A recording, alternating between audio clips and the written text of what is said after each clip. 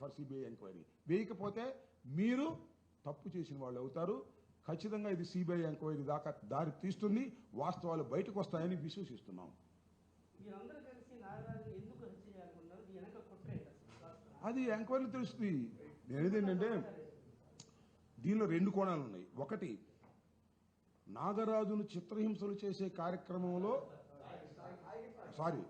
సాయికృష్ణని నాగరాజు కొందరు పోలీసు అధికారులు చిత్రహింసలు చేసి వాస్తవాలు బయటికి లాగాలనో నేరాన్ని ఒప్పించాలనో చేసే ప్రయత్నంలో పొరపాటును చనిపోయి ఉండవచ్చు. నెంబర్ 1. 2, కుట్ర చేసి ఇంటెన్షనల్గా చంపి ఉండవచ్చు. ఈ 2 ఎప్పుడు తేలుతాయి? సీనియర్ ఐపీఎస్ ఆఫీసర్ ఎంక్వైరీ చేస్తే తేలుతాయా చెప్పండి? ఈ 2 అనుమానాలు, ఈ 2 కదా ఆప్షన్స్. ఎవరు చేస్తే తేలుతాయి? పోలీస్ డిపార్ట్మెంట్ కాకుండా సెంట్రల్ బ్యూరో ఆఫ్ ఇన్వెస్టిగేషన్ చేస్తే తేలుతాయి. That is my logical point. ఎందుకు చంపారు? పొరపాటును చంపారా? ఇంటెన్షనల్గా చంపారా? తర్వాత సాక్ష్యాధారాలు తీసేయడం అనేది అందరికీ తెలిసిన సంగతి. ఇది మన రాజశేఖర్ బాబుకు తెలుసు, హరీష్ కుమార్ గుప్తాకు తెలుసు, అందరికీ తెలుసు. అందరి దగ్గర నుంచి గ్రీన్ సిగ్నల్ తీసుకున్న తర్వాత మాత్రమే సాయికృష్ణ బాడీని తీసుకెళ్లి దహనం చేశారు. ఎక్కడ చేశారు ఏంటి తెలియదు. శ్మశాన వాటికి అంటున్నారు, కొంతమంది ఏమో జిల్లా దాటి చేశారంటున్నారు. 2 రోజుల పాటు డెడ్ బాడీ బాత్రూంలో దాశారండి. 2 రోజుల పాటు డెడ్ బాడీని బాత్రూంలో పడేశారు. వాసన వస్తుంటే ఏం చేయాలో అర్థం కాక తీసుకెళ్లి దహనం చేశారు. పక్కనే ఉన్న హాస్పిటల్లో ట్రీట్మెంట్ చేశారు. బతుకుతాడేమోనను చచ్చిపోతాడేమో. తర్వాత మార్చిలో పెట్టారు. అటట్టా శవాన్ని తిప్పారు, సినిమాలు తిప్పినట్టుగా, ఒక నాటకీయంగా. పెద్ద కథ ఇది. ఇంత పెద్ద కథ బయటికి రావాలి అంటే సీనియర్ పోలీస్ ఆఫీసర్ ఐపీఎస్ చేత విచారణ జరిపిస్తాడు చంద్రబాబు నాయుడు గారు. ఏమిటిది నాకు అర్థం కాల. ఇంత ఘోరమైనటువంటి కార్యక్రమం. దీనిలో వాస్తవాలు బయటికి రావాలంటే సిబిఐ ఎంక్వైరీ తప్ప మరొక మార్గం లేదని చెప్పదలుచుకున్నాను. ఓకే.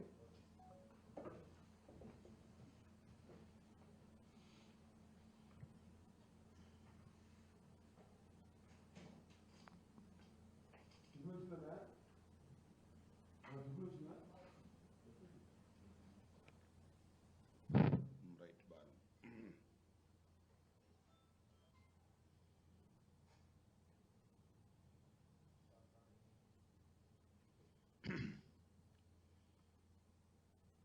రాష్ట్రంలో అత్యంత సంచలనాన్ని సృష్టించినటువంటి సాయికృష్ణ ఇన్సిడెంట్ ప్రభుత్వం, అదేవిధంగా పోలీసు యంత్రాంగం సాయికృష్ణ కోసం టీములు పెట్టి ఎదుగుతున్నాము అనేటువంటి మాట చెప్తున్నారు. కానీ పచ్చి వాస్తవం ఏమిటంటే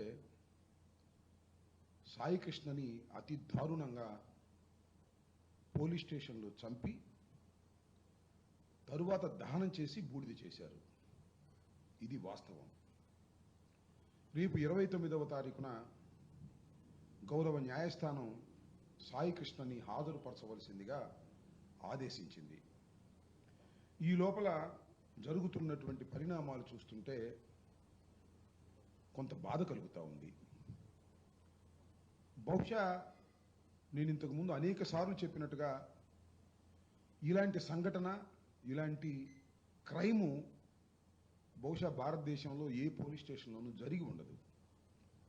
కొన్ని సందర్భాల్లో మనుషులు నేరస్తులుగా భావించి వారిని తీసుకువెళ్ళి కొట్టినప్పుడు వారు మరణిస్తే అది లాకప్ డెత్గా రికార్డ్ చేసి దాని మీద విచారణ జరిపినటువంటి సంఘటనలు ఉన్నాయి తప్ప విచారణ కూడా నోచుకోకుండా బాడీని కూడా మిస్ చేసి దహనం చేసి బూడిద చేసి గల్లంతు చేసేటటువంటి పరిస్థితి సాక్షాత్తు ప్రభుత్వం, పోలీసులు చేయటం అనేది అతి దారుణమైనటువంటి సంఘటన.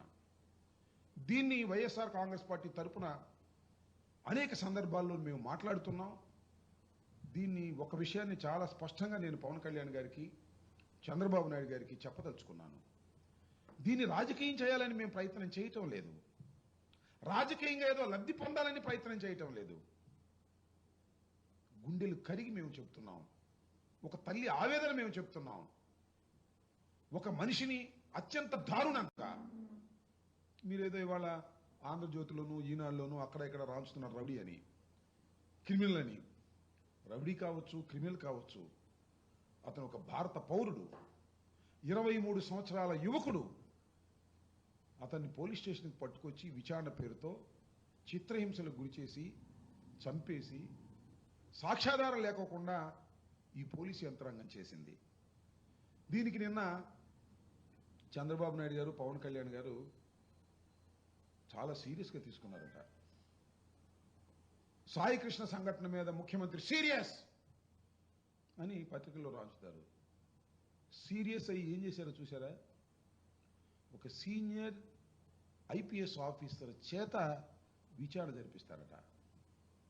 నేను చెప్తున్నా ఇవాళ, దయచేసి రాష్ట్ర ప్రజానీకం గుర్తుపెట్టుకోండి, మేధావులు గుర్తుపెట్టుకోండి, రిటైర్డ్ పోలీస్ ఎవరైనా ఉంటే వారు కూడా గుర్తుపెట్టుకోండి. జరిగిన విషయాలు మీ అందరికీ కూడా తెలుస్తాయి. రేపు 29వ తారీఖున కోర్టులో హాజరుపరచాలి కదా హెబియస్ కార్పస్ పిటిషన్లో. 15వ తారీఖున ఏం చెప్పారో అదే చెప్తారు. మేము టీమ్స్ విస్తృతంగా తిరుగుతున్నాయి, గాలిస్తున్నాయి,